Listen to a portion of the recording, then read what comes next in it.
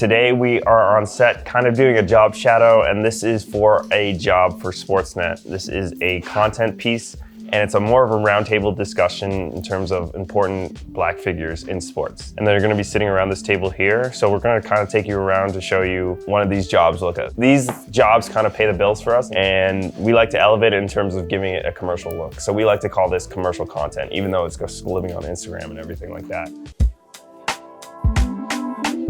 This is one of those situations where we have not everybody doing set roles, but everybody is kind of doing everything. We're just two directors setting up a lamp. We have our ACs doing some grip as well, blacking out windows. Our director shooting some stuff outside. So this is the reality of running a production company, and just everybody's cool with doing multiple things, as long as obviously you state that up front. But what we're doing right now is setting up some art to dress the room, as well as lighting the room. This is the main room we're gonna be shooting in. There's a kitchen over there we're gonna show you later, but that's gonna be for some B-roll. But this is the bread and butter. Like, this is very ugly. We're gonna hide this spill here in terms of the daylight creeping through here. We're only gonna be seeing like this part. So we're gonna actually steam out these wrinkles here. Filmmaking is half problem solving and half hiding things. This is gonna be a 6-camera setup.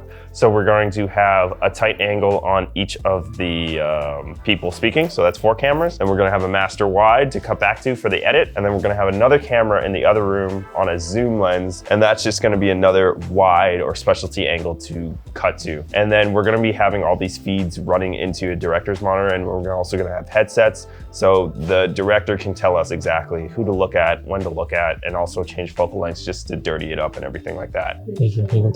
As I said this before, we're doing multiple roles. We actually came in here and did some art in terms of dressing up the windows. This is going to be shot during the daytime, and this is supposed to feel like a nice moody dinner scene. Obviously that is lit with practicals. It's supposed to feel warm, and if you have daylight spilling through the windows, that's gonna kill it. So we had somebody black out the windows with garbage bags and flags, and then we had these blackout curtains put up here. We're gonna be putting up another set here because this window is gonna be directly in frame, but we also have another window here that's not gonna be in frame at all. So that is just going to be blacked out, and then we're gonna have 2 cameras here. And then for lighting, when you're doing talking heads with multiple people, you usually go for like a lantern look. So you can obviously boom out a lantern if you want, but luckily we have these Titan tubes in our kit, and these are pretty soft already off the bat, and then they're also controlled through the app, so that's what I'm setting up right now. We would love to boom these out, but luckily there's just a light fixture here, and then we just gaff tape them, and then I just set them up as individual lights. And then what we're gonna do is use parchment paper. You can use frost or anything like that. We actually have some, but because we want something that is relatable and also cheap and works just as well, we're just gonna wrap that around the tubes to kind of make a softbox and spread out the light more evenly across our talents. We have it biased over here, so we're gonna have light reaching everywhere. And then to add some hair light and everything to our subjects here, we're actually gonna add another set of 2 tubes, and these are gonna have snap grids. So a snap grid just kills the spill, so it's not going everywhere, and we can just mainly direct it. And those are gonna be fitting one here and one there. I only probably need 1, but I'm just gonna set up 2 so I have the control over the app. Now, we get a lot of questions in terms of what's the useful grip and things in terms of mounting fixtures or just mounting anything. And the 2 of my most favorite clamps and grip items are these super clamps, and then also these Cardellini clamps. They make these in multiple sizes. We just bought a lot of them with the long sizes, but I actually prefer the ones that are like almost half of this. And this you can pretty much clamp anywhere. And same with these. And again, with the super clamps, they come with pads that you can just clamp on flat surfaces, but usually these are made for poles or square tubing. I'm going to attach a grip head to this, and that is my exact setup there, so I can actually rotate the lights, then I can tilt them up and down. So if you look at a traditional style of grip head, I don't actually have them here. This is a newer grip head, and this is the newer style of grip heads. And I like these ones because they have 2 points to screw in this screw here. Because if I didn't have that second point, I wouldn't be able to put this in because it wouldn't reach and I wouldn't get any contact. I like these for rigging. I only use these for rigging because they're just really good. And so I'm gonna set those lights. I'm gonna soften those things. We're gonna deck this. We're gonna add some practicals in the background. We got some B7Cs. We got Justin chilling, eating as always. getting a zoom on that. And yeah, it's gonna be a good time, so we're gonna get back to it. So we're just setting up cameras right now. We got our 2 Komodos over here on picture zooms. One's gonna be living on a dolly, just kind of floating in between some of our talent. All the other angles are gonna be on sticks. Like you see over there, we got the 50 to 125 to get that tight angle. Cam over there, he's just setting up our wide tripod. That's where the FX3 is gonna live. Luckily, nobody has to touch that camera, so that can just stay stagnant. And then even to the left of that, we have the FX6 and the FX9, both on zoom lenses as well. One of them on a 24 to 105, the other being on a 24 to 70. In our last video, we did prime lenses, which worked out really nice. But this year, we're using zoom lenses, so we actually have some range between wide shots if you want to get a 2 shot, or then going in for some solo tights. So that's Cabby gonna be over there, right? Yeah. Okay. And then Donovan over here.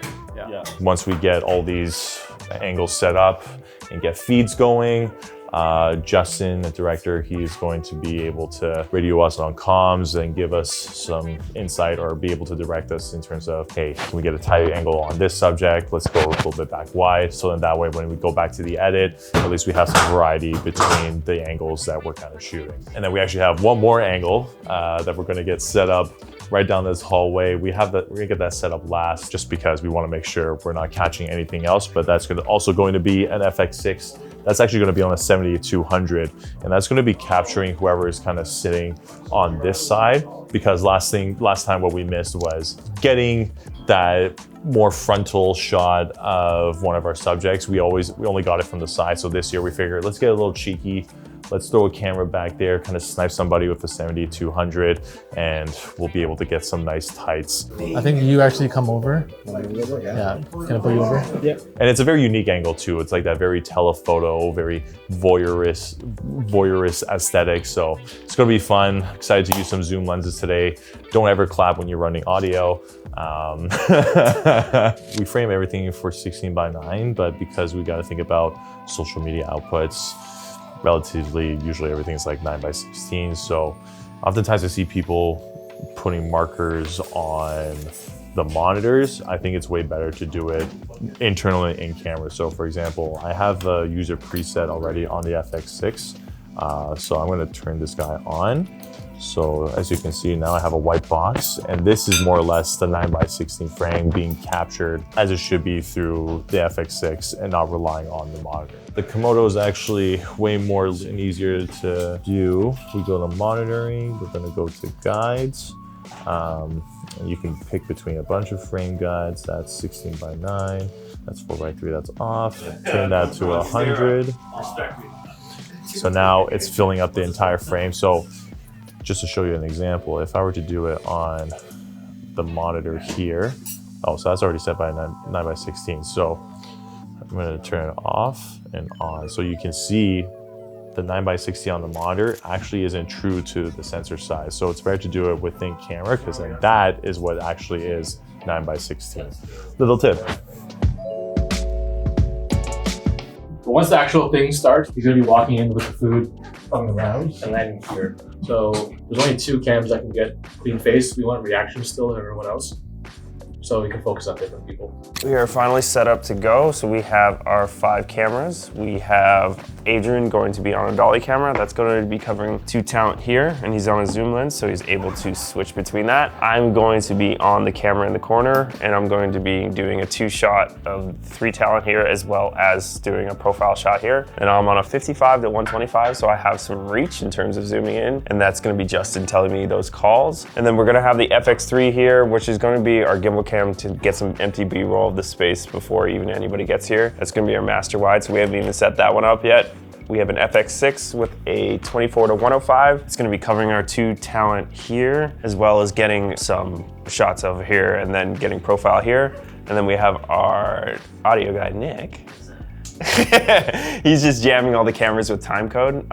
Nick, are you running labs and then like 2 microphones up top? So 2 booms, 4 wires, and probably more mics. So we're gonna have everybody labbed and then also mics in the room just in case. And then our best angle, which is Mark, gonna be on that camera here, which is a 7200 in the other room. And because we're on such a long lens, it gives us a lot of compression and it looks great. Honestly, one of the favorite angles between the directors and I. And that's gonna be just getting coverage of the entire, whoever's talking. And a big point that Jason and Justin made is that we don't want to be zooming when they're talking, or you just wait when a question's being asked. So we just lit the space, we're doing some audio, and the next thing we're gonna do is set up the FX3 and do some B-roll. So that's gonna be shot at 60 frames per second, and then we're just gonna get some tracking shots of the nice silverware, wides of the space, get some bottles with everything lit. And then also, I just turned them all off. I'm gonna turn them on now.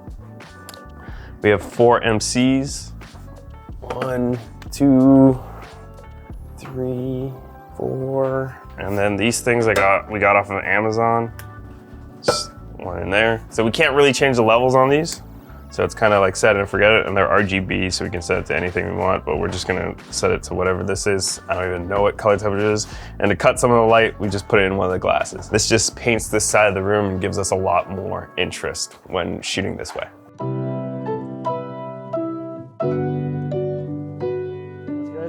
All right, we in, take one. We just finished up the last shots with the food B-roll, and we have the crew eating the rest of the B-roll. So thank you to the chef for setting that up for us. And overall, it was a very successful shoot. We just ran into some minor hiccups in terms of the fire alarm going off, and because we're in an area that has, anytime a fire alarm goes off, the fire crew shows up and they have to turn it off. So other than that, we pivoted really well in terms of rolling with the punches. That's why, because we had a good plan, pre-production, location scouting, and knowing all the shots that we had to get. Otherwise, if we didn't do that, it would be a panic, and obviously it was really hard to communicate, but Justin, Jason, and I knew exactly what we had to do, and we got to it. Overall, in terms of the round table, looked amazing. Dolly shot and the shot in the back of the room was the best one and our favorite. And it was overall a very successful production that we're all happy with. We're just dumping cards and we're gonna load everything out. So we hope you guys enjoyed this video in terms of what it looks like to run a production in terms of commercial content.